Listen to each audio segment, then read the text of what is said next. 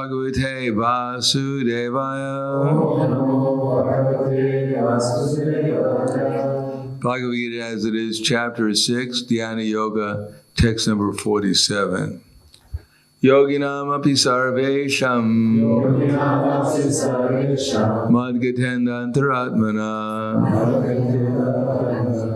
Sharavan bhajate yomam Same yuktatamo mataha Yoginam api sarvesham madgatendantaratmana Sharavan bhajate yomam Same yuktatamo mataha Yoginam api sarvesham madgatendantaratmana Yomam Same yuktatamo mataha Yoginam api sarvesham bhajate antaratmanaha Sharavan bhajate yomam Same yuktatamo mataha Yoginam api sarvesham madgatendantaratmana Sharavan bhajate yomam Same yuktatamo mataha Dami Yoginam api sarvesham madgatendantaratmana Sharavan bhajate yomam Same yuktatamo mataha Yoginam of yogis api also sarvesham of all types of madgatena abiding in me, always thinking of me. Atmana within himself. Shraddhavan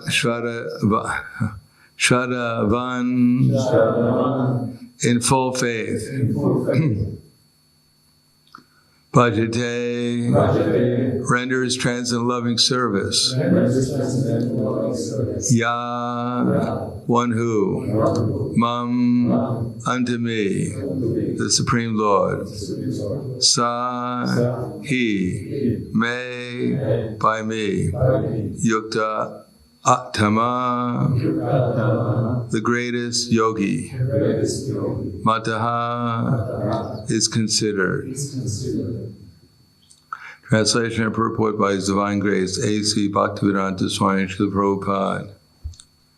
And of all yogis, the one with great faith, who always abides in me, thinks of me within himself, and renders transcendent loving service to me, he is the most intimately united with me in yoga, and is the highest of all. That is my opinion. Purport. This is a long purport, so of course we expect everyone to remember everything that's in the purport by listening very carefully to every word. And we'll test you. And if you don't pass the test, there's no prasadam tomorrow. What's that?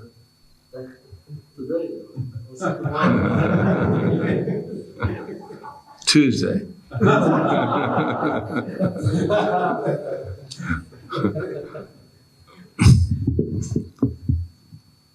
Purport. The word bhajate is significant here. Bhajate has its root in the verb bhaj, which is used when there is need of service. The English word worship cannot be used in the same sense as bhaj. Worship means to adore or to show respect and honor to the worthy one. But service with love and faith is especially meant for the Supreme Personality of Godhead. One can avoid worshipping a respectable man or a demigod and may be called discourteous. But one cannot avoid serving the Supreme Lord without being thoroughly condemned. Every living entity is part and parcel of the Supreme Personality of Godhead, and thus every living entity is intended to serve the Supreme Lord by his own constitution. Failing to do this, he falls down. The Bhagavatam 11.5.3 confirms this as follows. Yesham purusham sakshad atma prabhavam ishvaram na bhajantya vajananti stana brashta patantyadaha. Anyone who does not render service and neglects his duty unto the primeval Lord, who is the source of all living entities, will certainly fall down from his constitutional position. In this verse also the word bhajanti is used. Therefore, bhajanti is applicable to the Supreme Lord only, whereas the word worship can be applied to the demigods or to any other common living entity. The word abhajananti used in this verse of Srimad Bhagavatam is also found in the Bhagavad Gita.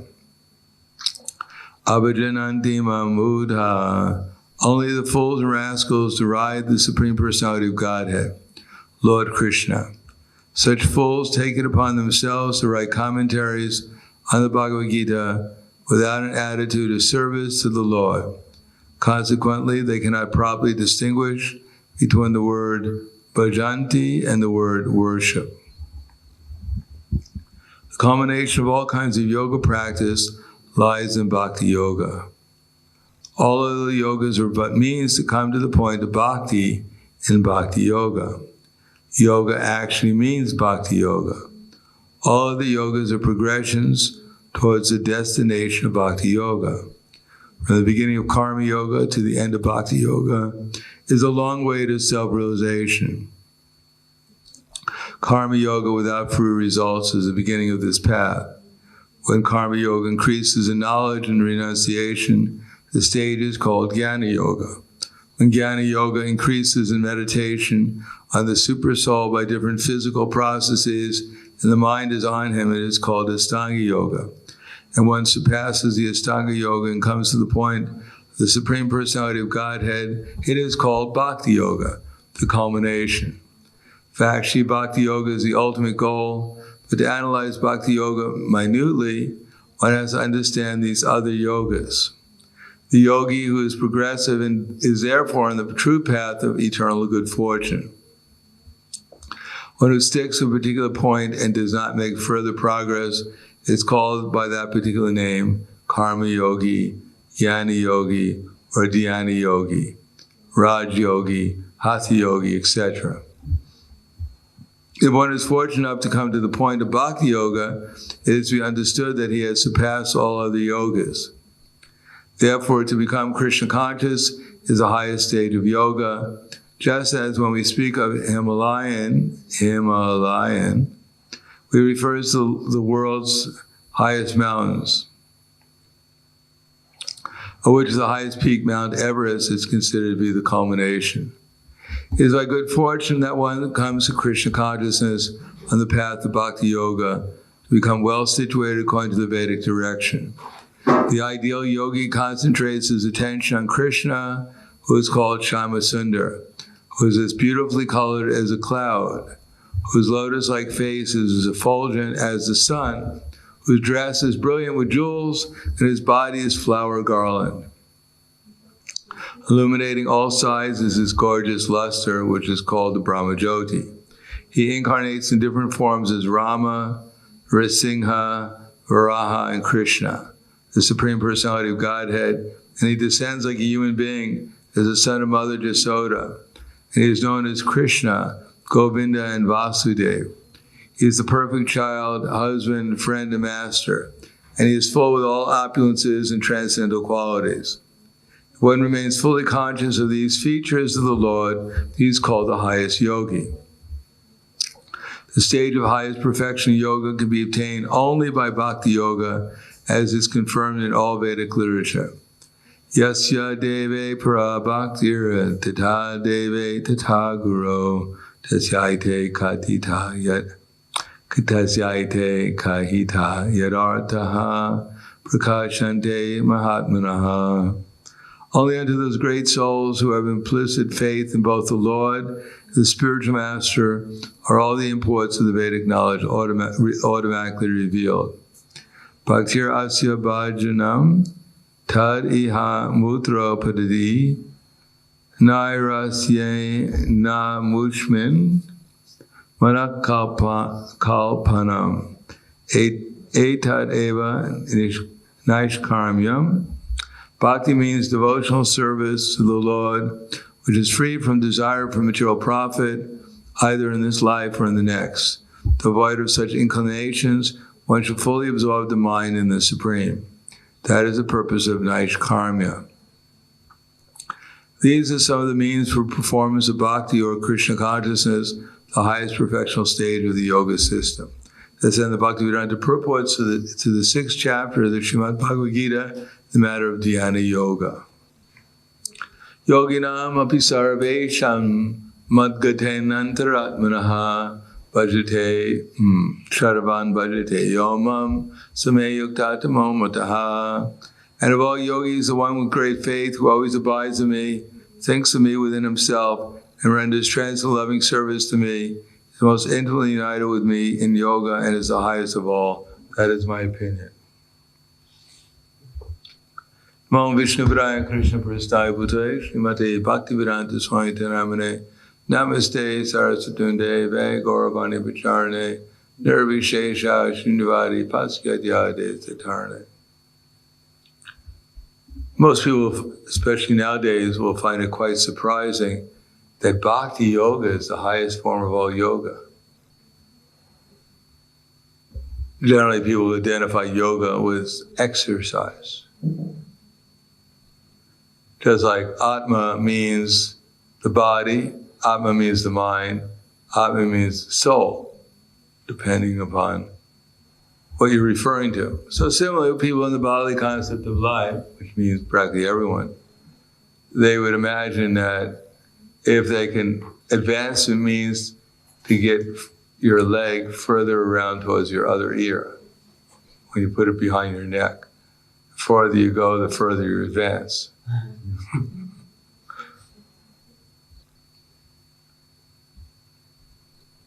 And if you can stand on 1, 2 hands, that's very good. But if you really want to get to the pinnacle of success, you have to learn how to stand on 1 finger. And those who can stand amongst those who can stand on on 1 finger, those who can stand on that little finger, they're the best. And some are trying to stand on a fingernail. They're getting closer to the absolute. Or if you pay, at one time, if you paid $5,000, you could take a course and learn how to levitate. Because they never levitated, all they could do is bounce. You had to have a pillow underneath you when you landed. They would actually bounce. You can't do it. I never paid the $5,000. So this idea that love, bhakti, service. Well, if you say love, people will appreciate. All right, love, that's all right. But service, my God, what is service? Were they serving McDonald's or what was? What kind of service? I'm doing service. I'm a waiter.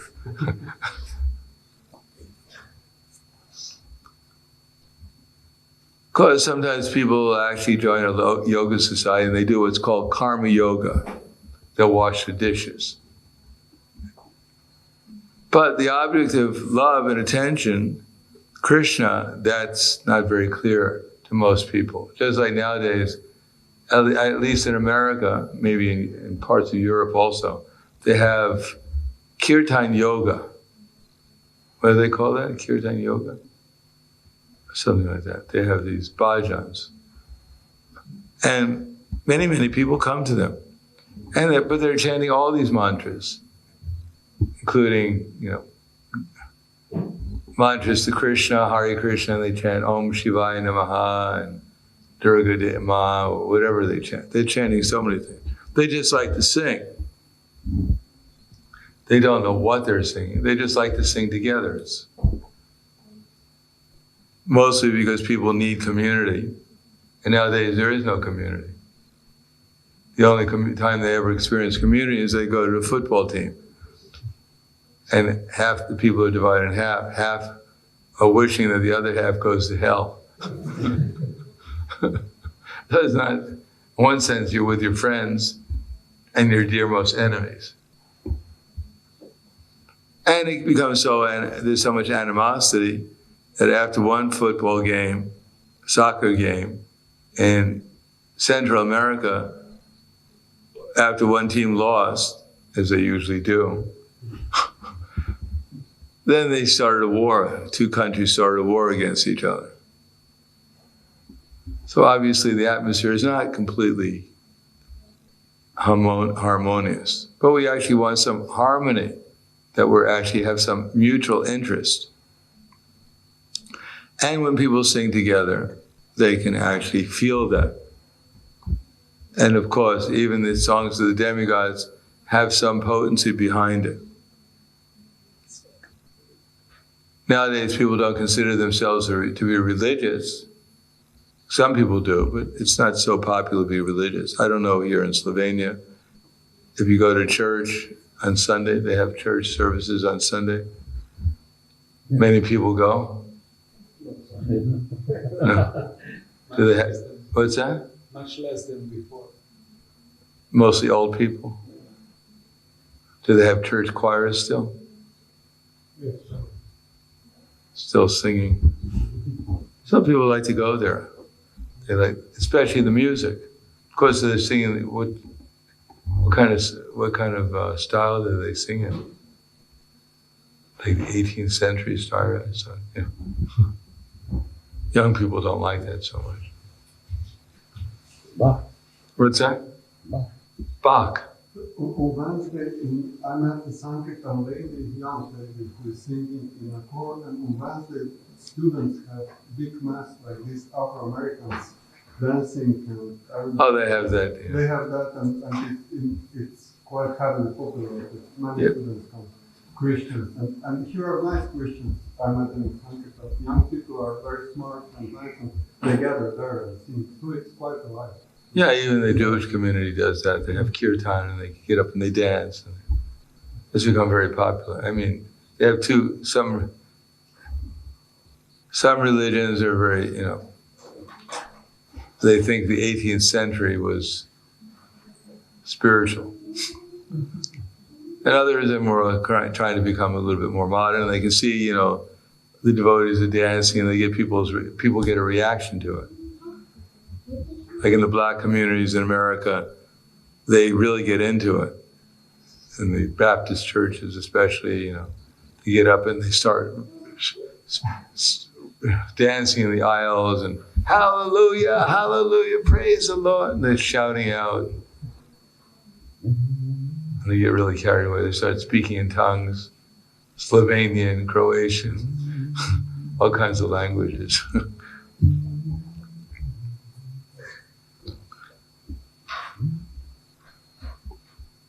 So, people actually they want community because we originally come from one community called Krishna's community. People are missing that. Matter of fact, the whole material world is actually people just feeling separation from Krishna, but they don't know it. And therefore they're going around, they think everything is Krishna except for Krishna. They think ordinary man is God, and they think God is an ordinary man. But here it says that worship is natural. Everyone is worshiping. The question is what they're going to worship. And therefore, in the beginning, there's karma yoga, dutiful activity, so that people can not be so much anxiety when they're working. Because generally speaking, people are working, and they're always looking forward to something else. They're always looking forward to the results. People are working during the week, and they're always looking forward to the weekend. And after the weekend is over, they're so burnt out, they're looking forward to going back to work again. So everyone is always like the ass running after the carrot. Everyone's just running after something, but they never really get it. So karma yoga means to try and calm the mind down so that we do things simply for the sake of doing it. When I was in New Brajamandala in Spain, there was as I mentioned before, there was a group that came there, 20 people, because in New Brajamandala it's a nice, very nice place, fresh air, and nice place to walk. And so people come there for retreats. And one group came there for retreat, and the whole retreat was about mindfulness.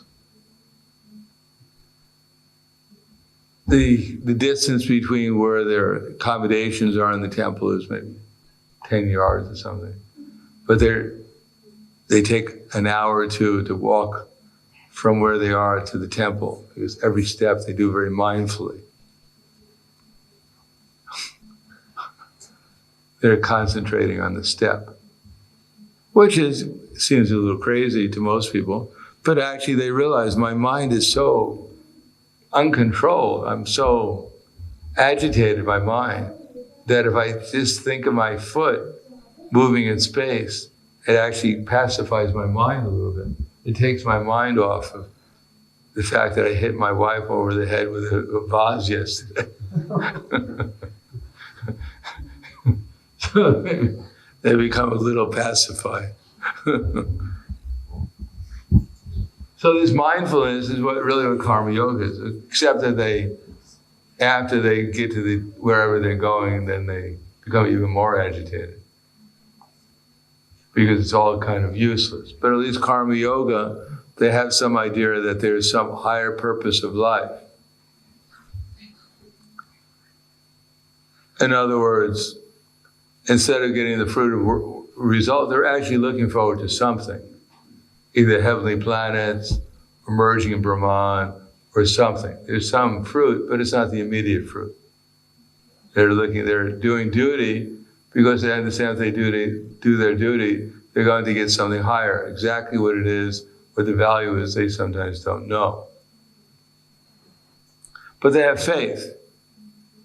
And that faith comes, generally speaking, because there's Brahmins in the society. When there's Brahmins in society who've been trained up from their childhood to chant the mantras, the Vedic mantras. For instance, sometimes in the Gurukul, they take 6 months to learn how to chant one letter in the alphabet, like an ah. Did I pronounce that right? I only took a month, so I don't know. Every letter of the alphabet, if chanted perfectly, actually has power to it. So the Brahmins would spend years as celibate students in the ashram of the guru, going through great austerity, like Krishna and Sudama, going to the woods and collecting wood, firewood, and living as a menial servant to the house of the guru in great austerity, just so they could concentrate the minds on learning to chant the Vedic mantras.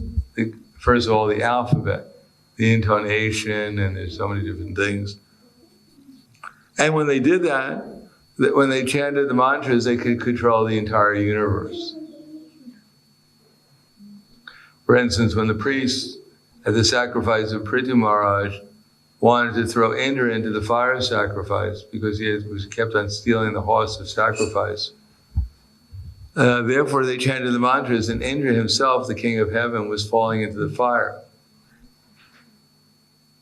That's how powerful the Brahmins were. Even the Kshatriyas, they could chant a mantra and they could produce a weapon that could destroy the universe.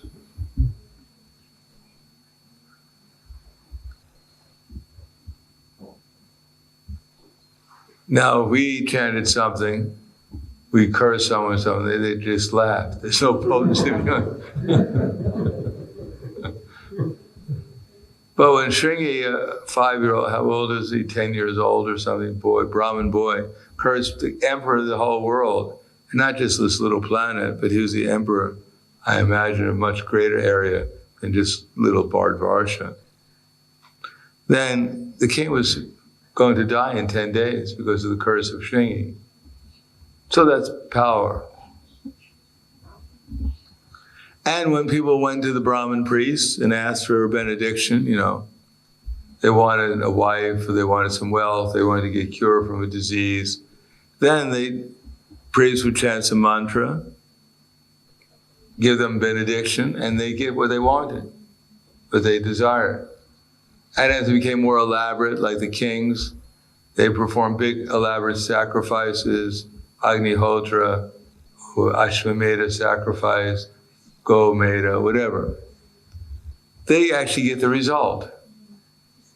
And eventually they actually so because they got a result, therefore they develop faith in the Vedic literature. Without actually getting something practical, no one will develop any faith. Even Krishna told that to Nanda Maharaj. He said that if you have to know what the result's going to be. Because if you don't know what the result is, when you perform the activity, you don't know if you got the result or not of the activity. So you should know what the result is. So while you're performing the sacrifice, what are you trying to achieve? You should know the result.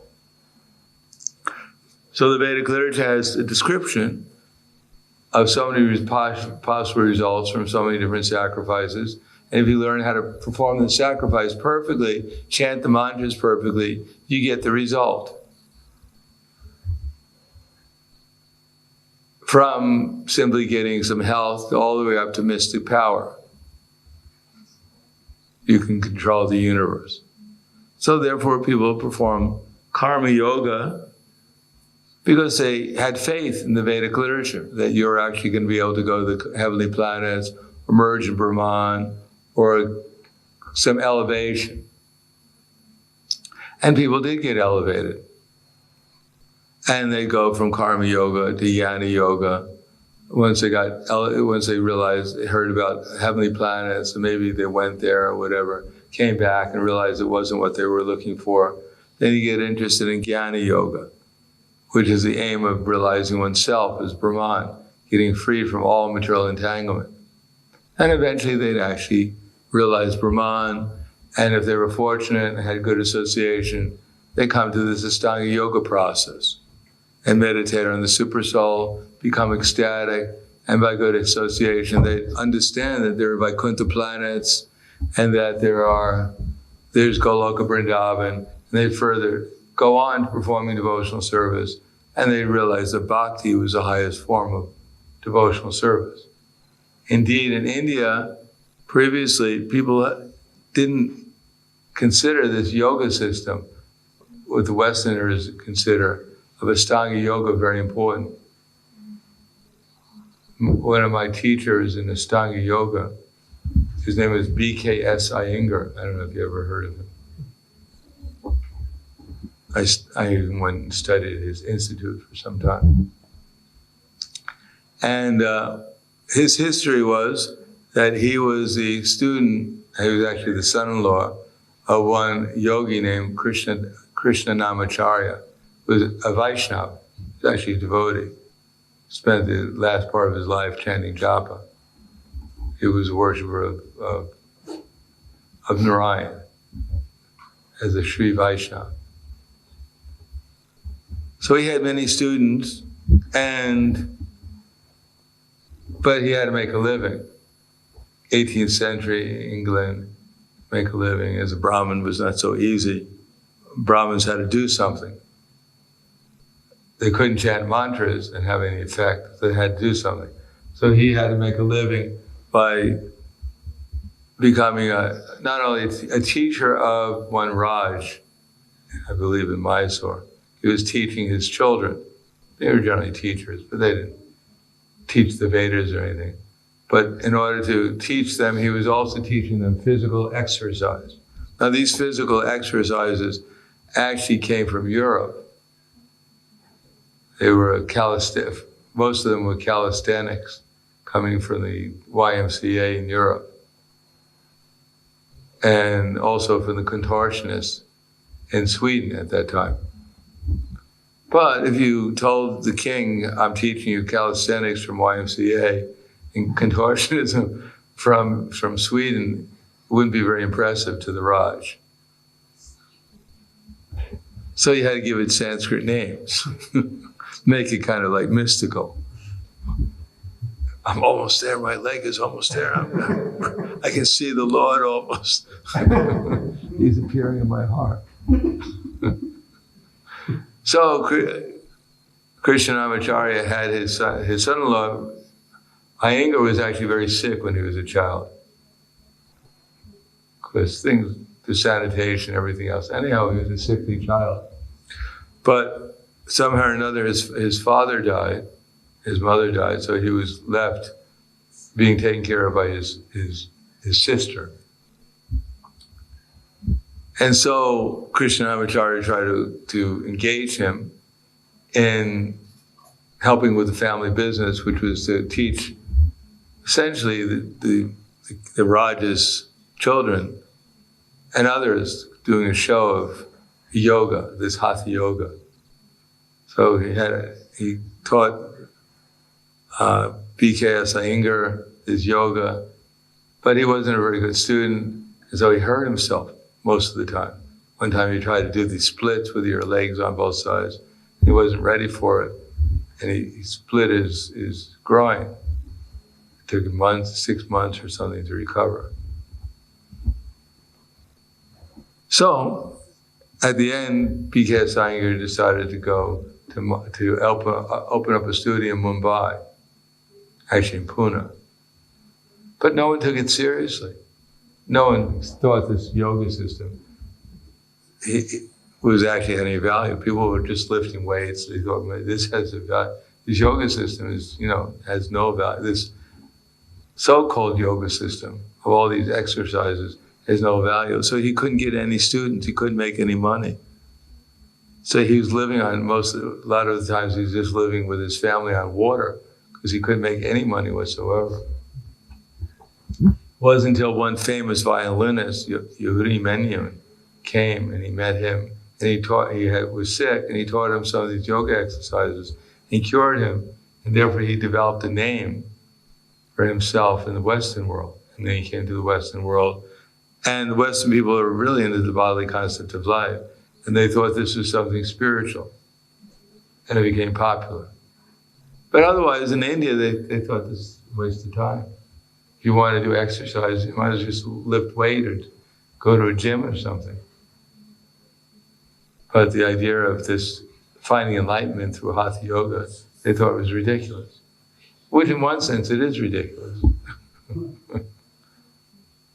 Because the standard yoga text, which is the Patanjali's yoga system, the Yoga Sutras, as I mentioned before, only has one verse about asana, that it should be sthira and sukha. It should be steady or firm, and it should be comfortable. That's it. There's no standing on your head or whatever else. Because probably one time he was walking in a park with Ramaswara Prabhu and others, devotees, and he saw someone doing a headstand in the park. And Prabhupada said, "Is that one of our men?" And Ramaswara Prabhu said, No, Prabhupada, we don't do anything like that. So Prabhupada said, well, actually, it's not so bad. He said, there are so many asanas, Shirshasan, Sarvangasan. He's actually, they're quite healthy. And then he came back to the car, and Ramaswara, who used to do hatha yoga when he was a devotee in the shower when no one was looking at him. He'd do all his asanas in the shower, or supposedly in the shower. He ran up to Prabhupada and said, Prabhupada, he said, could we do that? He said, Prabhupada said, not necessary. But Prabhupada wasn't against exercise. But that's what it is, it's exercise.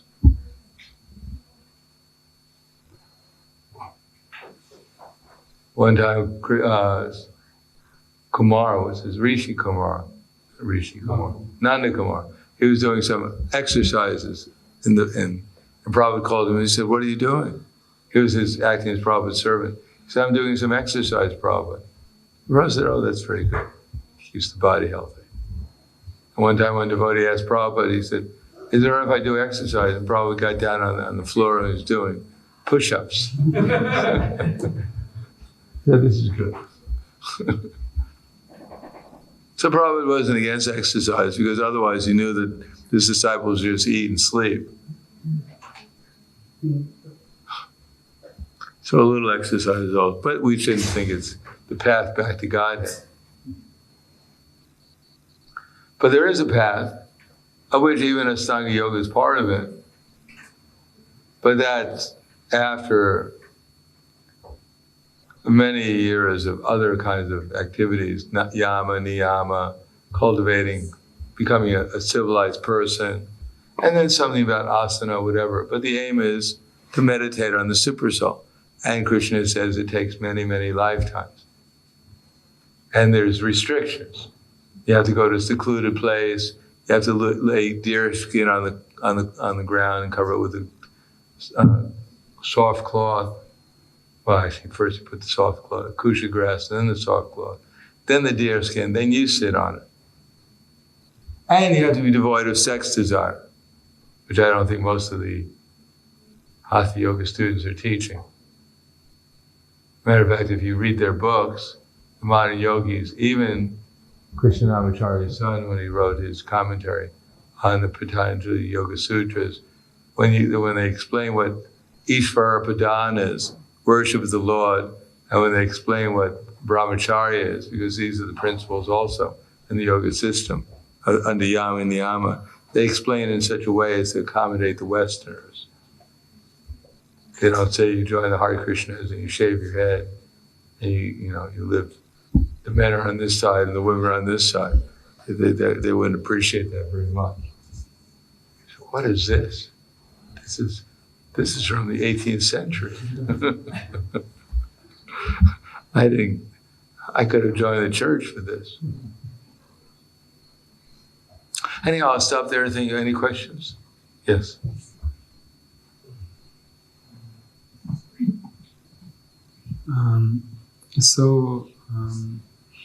When we perform fire sacrifices, obviously the mantras are all wrong.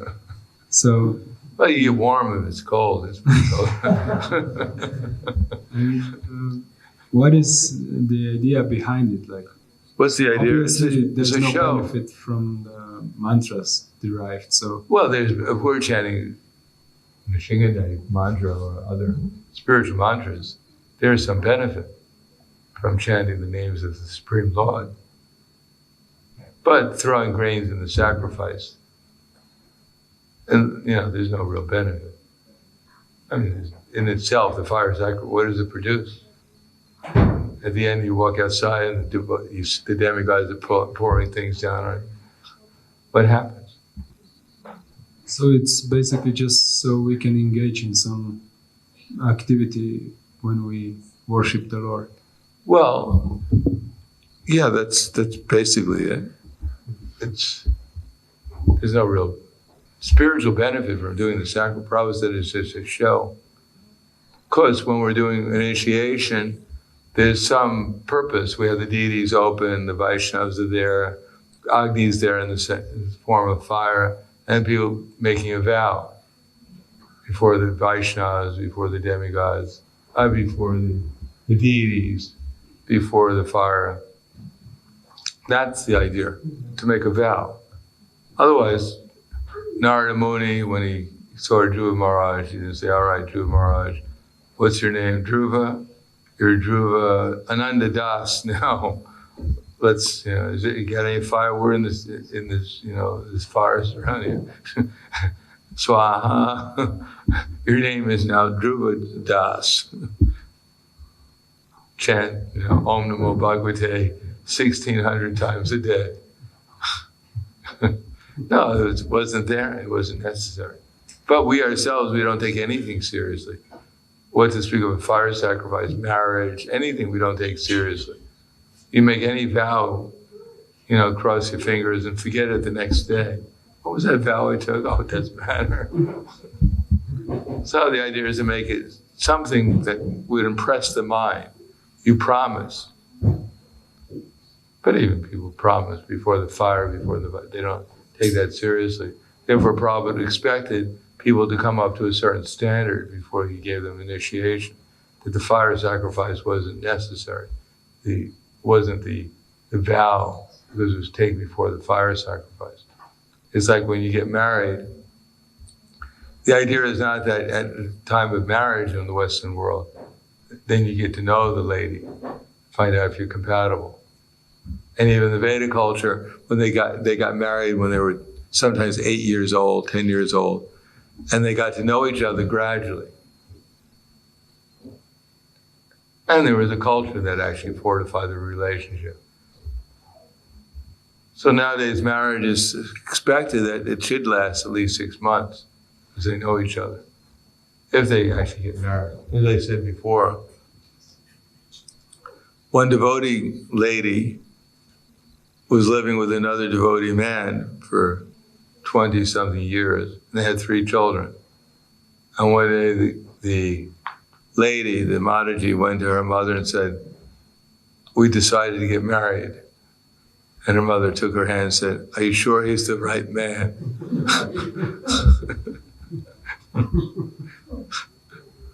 So that's modern culture. So we need something like a fire sacrifice, something to impress our minds, something that, little social pressure, that we actually made a commitment. Otherwise, people are very whimsical at this age. And the devotee should actually be practicing for some time and should be serious. Prabhupada said in the beginning he gave initiation simply, because he needed some help, practically speaking. Therefore, the first initiation, devotees didn't know very much. Matter of fact, they didn't even know the 4 regular principles. The next day after the initiation, then he put the 4 regular principles on them. Guess what? Here's what you're supposed to do. Whereas Malati Devidas, he said, when he did initiation in San Francisco, Prabhupada said, after the initiation, he said, bow down. Because they didn't even know they were supposed to bow down. And the devotees thought Prabhupada said, blow into the fire. So they're So after the ceremony was over, they were all blowing into the fire.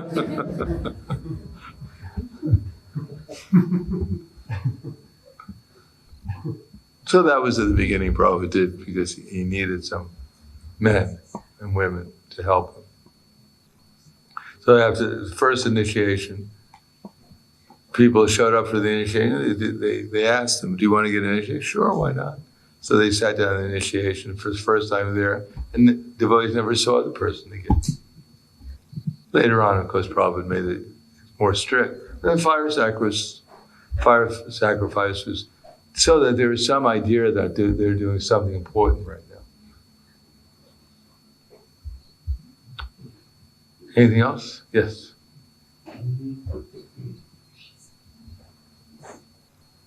Hare Krishna. In our kirtan programs, kirtan waves, holy name, even sometimes I think on Sunday feast we have some different instruments, different styles of music. So for a public program, do you think it's a good idea to experiment with some different styles of music that would be attractive for more people, or that would? Well, as long as the mantra is proper, that's all right. As long as you don't change the mantra, you can change the tune and things like that, or even musical instruments when it's appropriate. When you're dealing with devotees, it's not generally so appropriate. It distracts from the mantra. You get a whole orchestra and band and things like that. It's not necessary for the devotees, but for the non-devotees, then it may be helpful. the style of music. Anything else? Yes.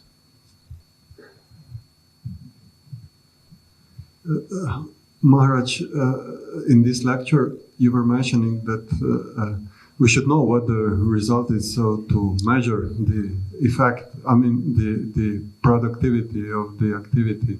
But in the morning lecture, the whole lecture was more or less about results being, at least ultimately, results being inconceivable to us.